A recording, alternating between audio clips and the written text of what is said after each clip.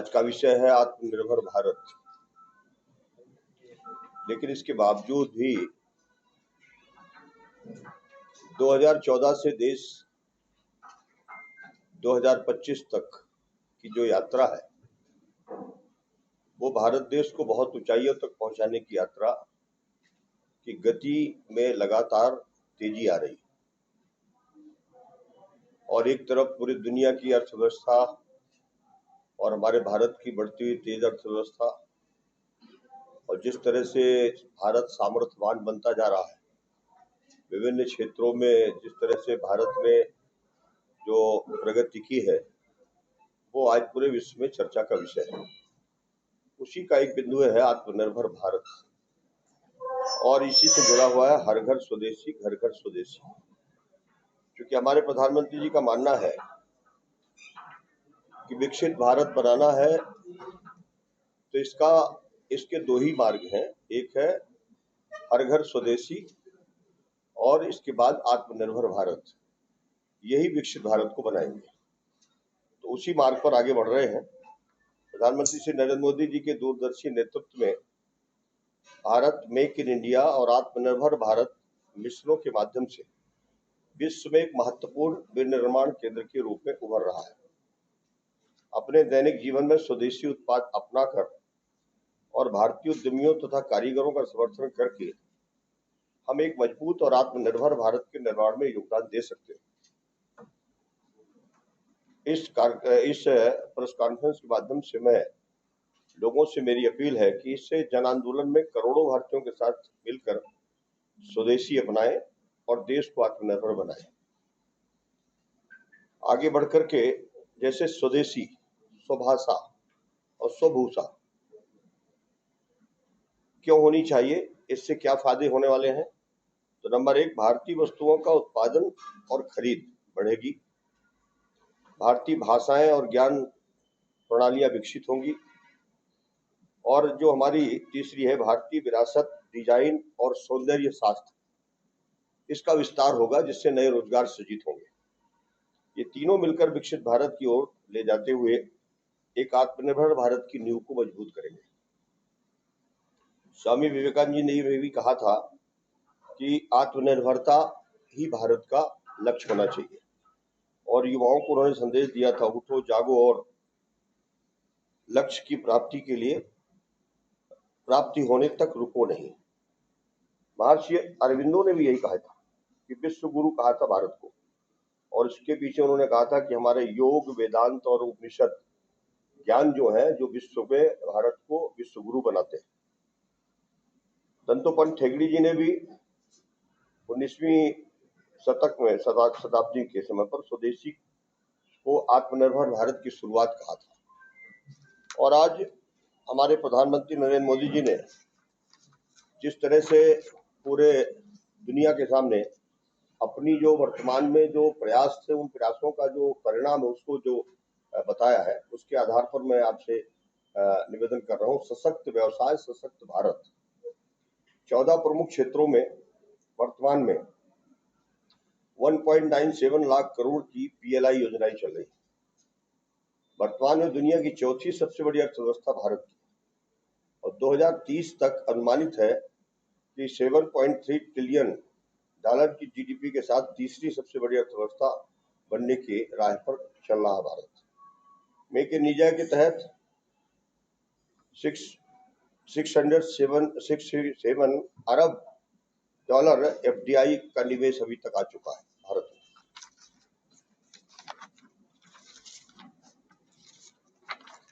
भारत एक विनिर्माण शक्ति के रूप में तेज गति से आगे बढ़ रहा है। जैसे उदाहरण के लिए मोबाइल्स, 2014 में सिर्फ 2 यूनिट थी मोबाइल बनाने की कंपनी हमारे भारत में, वर्तमान में 300 से ज्यादा।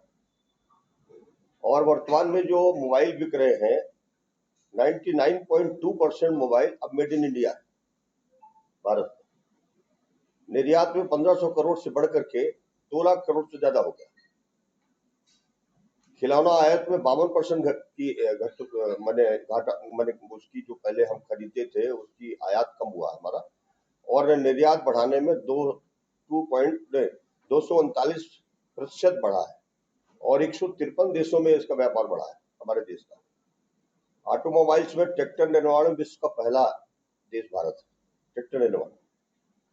बस निर्माण में दूसरा, और हैवी ट्रक उत्पादन में हमारा देश तीसरे स्थान पर। 2024-25 में 7.55 से 7.65 लाख पैसेंजर व्हीकल्स यूनिट का निर्यात हुआ है, जो 2023-24 के 6.72 लाख यूनिट से 12 से 14% अधिक है। टेक्सटाइल में भी 10,683 करोड़ की PLI योजना में MF और तकनीकी टेक्सटाइल को बढ़ावा मिला है। 4.5 करोड़ से अधिक लोगों को रोजगार। भारत विश्व का 6वां ऐसा बड़ा निर्यातक देश बन गया है।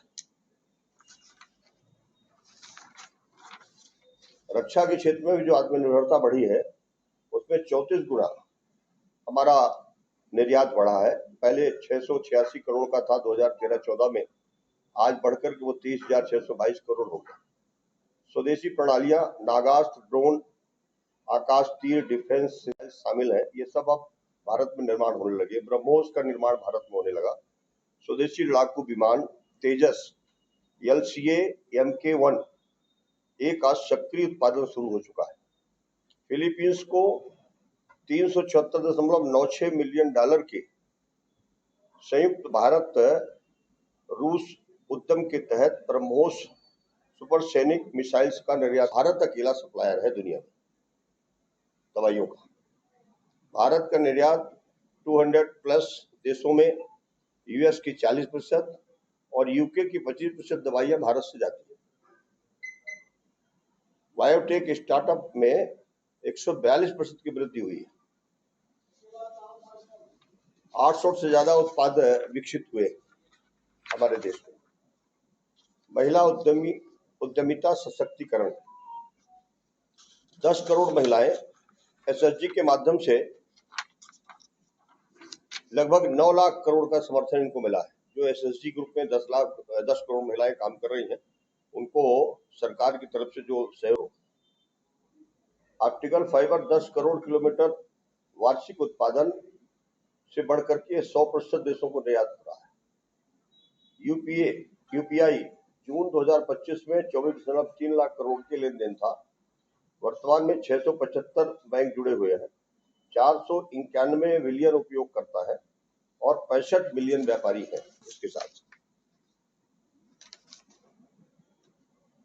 ये जो प्रगति है, ये मात्र अभी इन 10-11 वर्षों की प्रगति है। स्वच्छ लॉन्च हुआ है। भारत को वैश्विक केंद्र बनाने के लिए एक नई शुरुआत हुई है हमारे देश में। अंतरिक्ष क्रांति है, उसमें मंगलयान से लेकर चंद्रयान 3, आदित्य L1 और गगनयान तक भारत की चमक है इस वक्त। स्पेस स्टार्टअप में 2022 में 200+ था और अब बढ़कर के 2025 में 1000 करोड़ निवेश के साथ आगे बढ़ रहे हैं। वैश्विक स्पेस इकोनॉमी में भारत की हिस्सेदारी 2021 में 2% थी, लेकिन अब इस बढ़कर के ये 8% से आगे बढ़ने की तैयारी में। एक भारत श्रेष्ठ भारत के तहत काशी तमिल संगमम हुआ, काशी तेलुगु संगमम हुआ, सौराष्ट्र तमिल संगमम हुआ, मिथिला महोत्सव हुआ और भारत को नई शिक्षा नीति मिली। ये हमारे देश को आत्मनिर्भर भारत बनाने में ये सारे मुद्दे हैं जिनको लेकर के हमारी सरकार आगे बढ़ रही है। बहुत ऐसे हमारे स्थानीय उत्पाद हैं जिनका इसमें जिक्र नहीं है, और वो स्थानीय उत्पाद जिनसे लोग आत्मनिर्भर बन रहे हैं और हमारा व्यापार बढ़ रहा है, स्वरोजगार खड़ा हो रहा है। और अकेले में अपने इस क्षेत्र में जो स्टार्टअप है, जो कल तक युवा नौकरी मांगा करते थे, आज वो नौकरी देने की स्थिति में आ गए और उनके स्टार्टअप बहुत तेज गति से आगे बढ़ रहे हैं। सब जगह वो हर एक जिलों में है, तो वो भी हमारे इस आत्मनिर्भर भारत बनाने में अपनी महत्वपूर्ण भूमिका दे रहे हैं। इसी तरह से जो अभी GST का है, GST में जिस तरह से स्लैब, जो 4 स्लैब थे वो 2 स्लैब में आए, उससे जो व्यापार बढ़ा है और उससे जो स्वदेशी का हम लोगों ने जो अभियान शुरू किया है, एक तरफ दुनिया में टैरिफ बार चल रहा है, उस टैरिफ बार में आज ही मैंने देखा कि अमेरिका ने चीन के ऊपर भी 100% टैरिफ लगा दिया, हमारे यहाँ तो लगाया ही था। तो ये जो टैरिफ बार चल रहा है, ऐसी स्थिति में भारत दुनिया की सबसे बड़ी जनसंख्या का देश है और ऐसी स्थिति में हमें अपने आत्मनिर्भर भारत को बनाने में हर नागरिक का सहयोग की जरूरत है।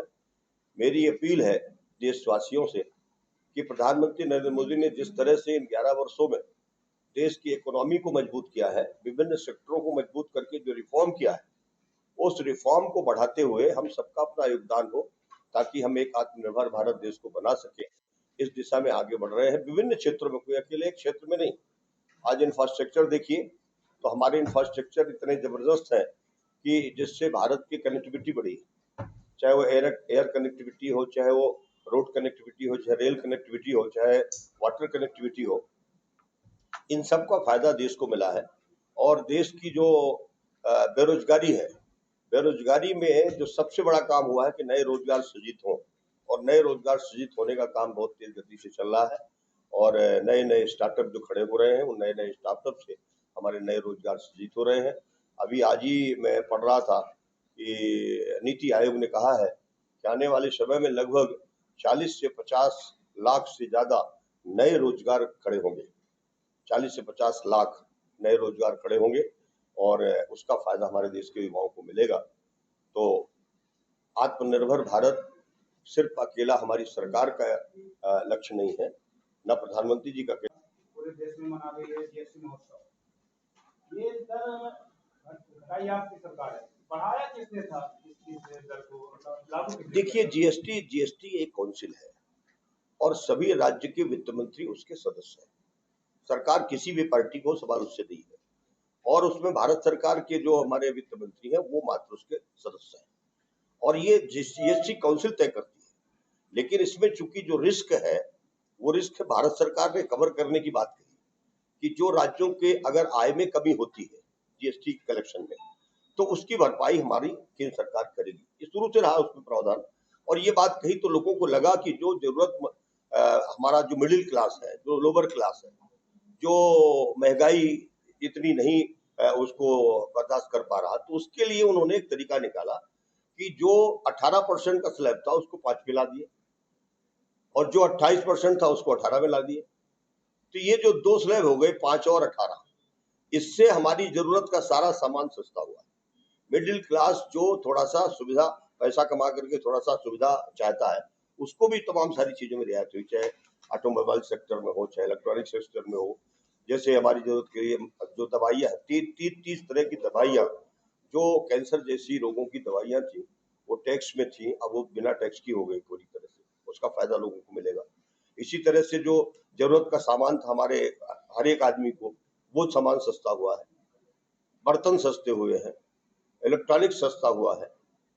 ये सारी चीजों का फायदा तो लोगों को मिला ना।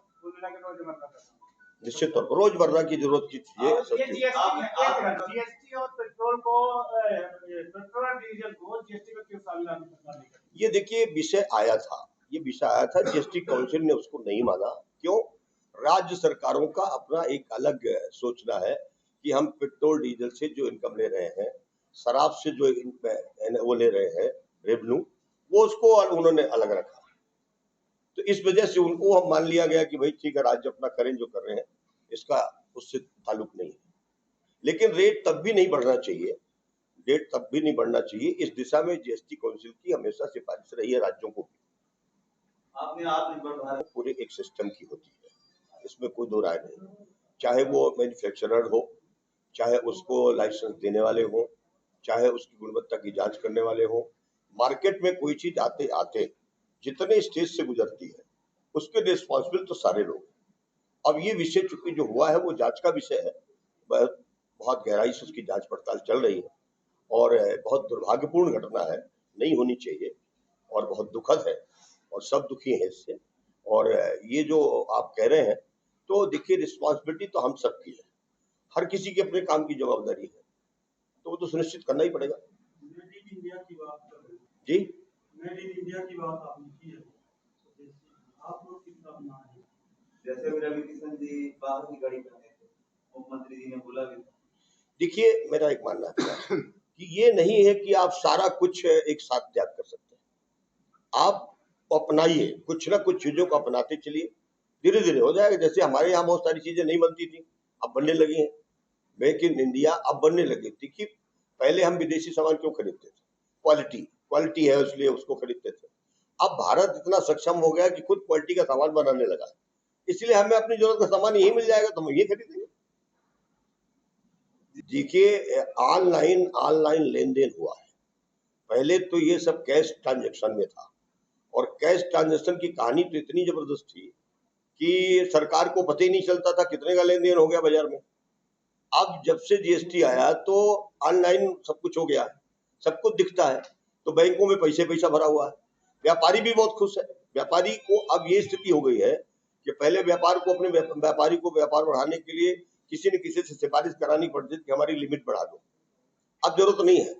अब तो बैंक खुद उनके पास जा रहा है ये कहने कि भाई आप हमसे लिमिट और बढ़वा लो, आपका जीएसटी कलेक्शन अच्छा रहा। तो ये तो इससे व्यापार और बढ़ा है, ये ऑनलाइन हुआ है। जीएसटी का ये फायदा हुआ है कि व्यापार हमारा ऑनलाइन हो गया है। आजकल बताइए, रिक्शे वाला भी यूपीआई से पैसा लेता है। आज सब्जी बेचने वाला भी, चाय वाला भी ले रहा है। ये फायदा तो हुआ है डिजिटल करेंसी का ना, और इसका तो लाभ जबरदस्त हुआ देश को, और इसीलिए हमारी पर इनकम कैपिटल बढ़ी है। हमारी अर्थव्यवस्था जो मजबूत हो रही है, बैंकों के पास पैसा है। पहले बैंक कहते थे पैसे नहीं हमारे पास। और ये एक्चुअली ये सब कहानी कैसे शुरू हुई? जब नोटबंदी आया तो लोगों को लगा कि अब तो हो गया, देश की अर्थव्यवस्था चौपट हो जाएगी। लेकिन नोटबंदी के बाद इतना फायदा हुआ कि लोग सब लेन देन ऑनलाइन करना शुरू कर दिए। अब आप ही के जेब में मुझे लगता है नगद नहीं होगा, कार्ड होगा। ये हो गया सब, नगद रहते नहीं किसी के पास। ये फायदा हुआ कि नहीं हुआ?